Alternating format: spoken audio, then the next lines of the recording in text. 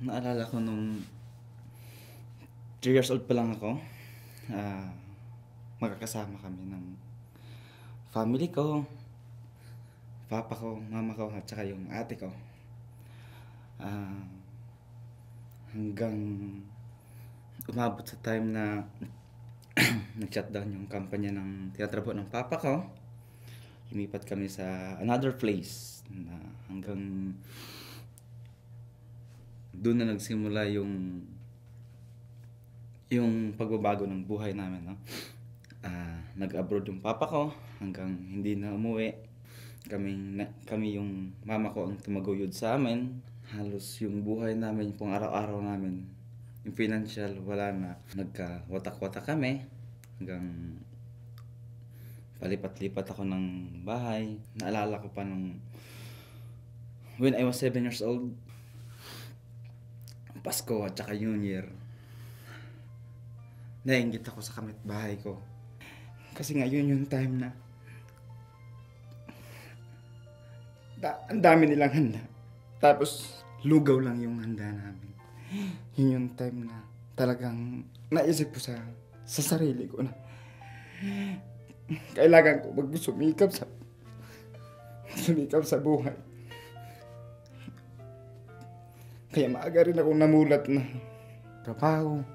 Tumira ako sa mga relatives ko, sa mga tiyahin ko.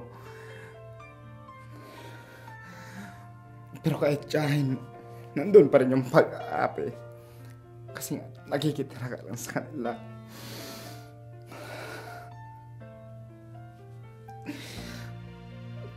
Hanggang namulat sa isipan ko na kailangan ko magtrabaho, mag-pick up. Hanggang natapos ako ng college, nakatrabaho ako. Umabot sa time na year 2007 na naka-abroad na ako. Para gusto kong umahon at di ko na maranasan yung nakaraan ko.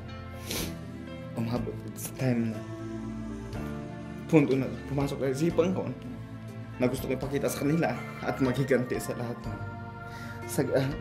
ng ginawa sa akin.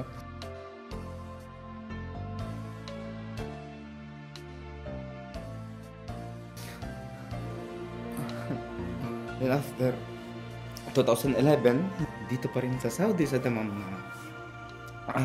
nag-aaral pa rin ako. Maabot ko pa yung mga pangarap ko, no?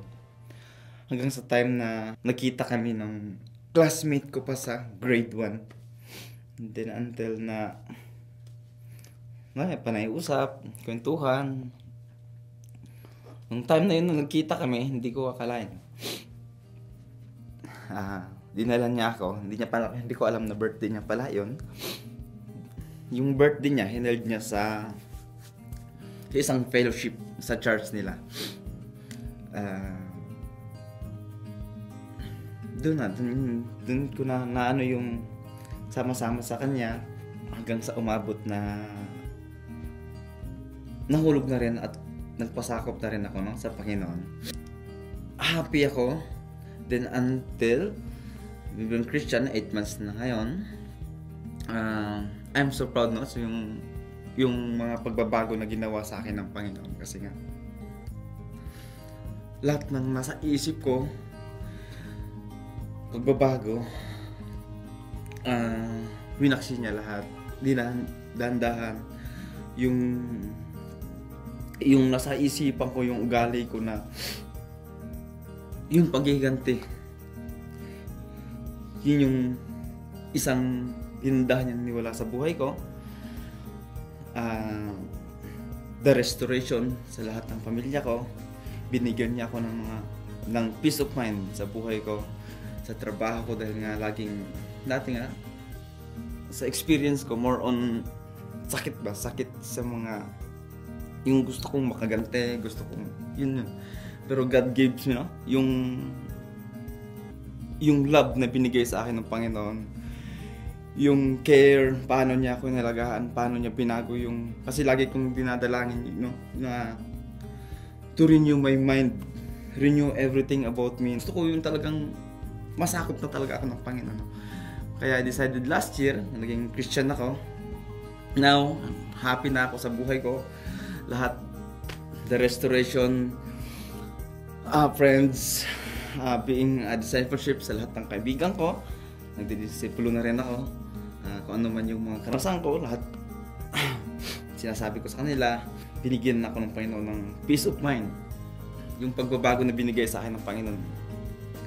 Now, started na rin ako small group na nag-BBS kami sa accommodation ko.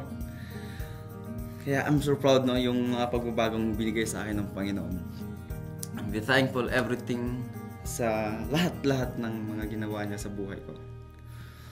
Ako po si Sherwin J. Criayla, a follower of Jesus.